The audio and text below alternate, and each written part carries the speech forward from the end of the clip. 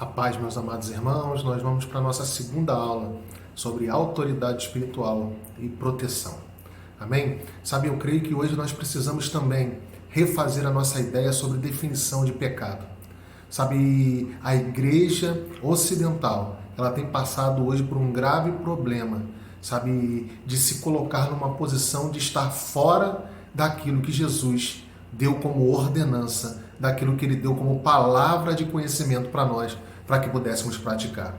Sabe, o livro de Hebreus diz que antes Deus falou pelos profetas, pelos patriarcas, e agora ele falou através de Jesus. E Jesus se tornou a nossa chave hermenêutica, o nosso modelo de vida e o nosso modelo de experiência cristã.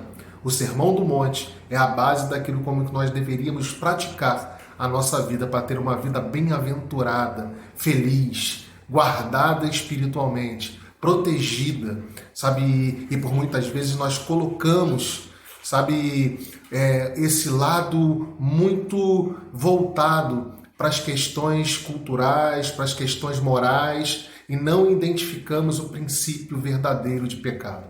Sabe, a palavra pecado tem a ver com errar o alvo. Sabe, Adão, ele não pecou porque foi enganado, ele pecou porque desobedeceu o alvo estabelecido. Sabe, e por isso ele introjetou em toda a criação, em toda a humanidade, esse resquício do pecado. Sabe, então você tem que ter essa consciência que o pecado não tem nada a ver com questões sexuais, sabe, com questões morais, quando a gente olha um bêbado, um viciado, alguém que traiu a esposa, embora tudo isso possa ser incluído também como pecado, isso não é o princípio. Sabe, existem muito mais coisas e coisas até mais importantes do que essas moralidades. Sabe, porque isso o Senhor é nosso advogado e quando nós caímos e quando nós fazemos algo sem vontade, porque nós somos frágeis, nós pedimos perdão. Sabe, e o Senhor é nosso advogado para poder nos perdoar. Mas o problema é quando nós não estamos entendendo que estamos em pecado, porque não sabemos, não compreendemos qual é a sua definição. Então, pecado é sempre que você resolve fazer a sua vontade, sabe, em decorrência, deixando a vontade de Deus em segundo plano. Sempre você vai estar em pecado quando você ouvir ou ver na Bíblia algo que deve ser feito, ou escutar no Espírito aquilo que o Espírito Santo diz e ordena que você faça, e você prefira fazer aquilo que é da sua cabeça, da sua mentalidade, para o seu conforto.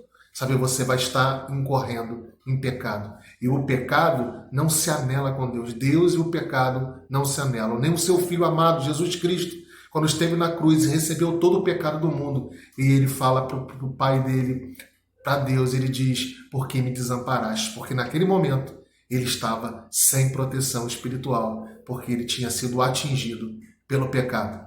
Sabe, que você possa entender isso. Sabe, a primeira coisa que nós vamos, sabe, traçando são princípios para a gente construir um ensino. Sabe, hoje nós estamos falando sobre uma mudança de paradigma, uma mudança de olhar. O que é pecado para você? Sabe, por muitas vezes você tem privado a sua vida de coisas que não são pecado. Por exemplo, uma roupa, sabe, um local que você frequente. Porque o pecado não é geográfico, não é exterior, não é roupagem. O pecado está dentro de nós.